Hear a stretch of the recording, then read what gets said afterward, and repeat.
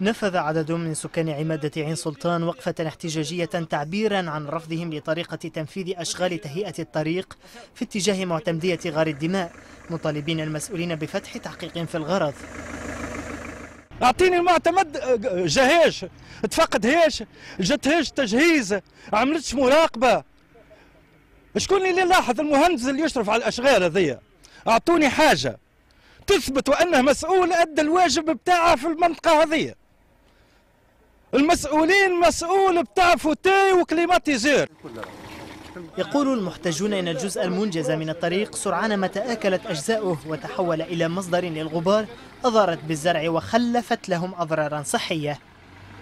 بالنسبة للكراهب ما عادش فيه، أنا كرهبتي اللي عمرها 3 سنين ما عادش فيها، ما عادش يلزم نهزها للجراج باش نصلحها. عديد المرات نكلموه ولا السادة عملوا بالجمعتين بالثلاثة وهم مبطلين. المدير الجهوي للتجهيز أكد أن الأشغال تقدمت بنسبة 80% ولم يبقى سوى تعبيد 8 كيلومترات من جملة 11 كيلومترا، مضيفا أن المشروع لم يتم قبوله بصفة نهائية.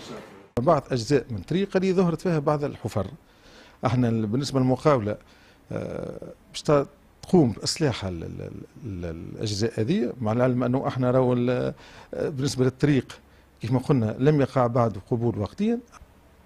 بينما يصر سكان عين سلطان بغار الدماء على أن أشغال الطريق مخالفة لكراس الشروط، يؤكد المسؤولون أن الأشغال التي لم تنتهي وأن مراقبتها تسير حسب التراتيب المعمول بها ضمانا لحقوق الطرفين.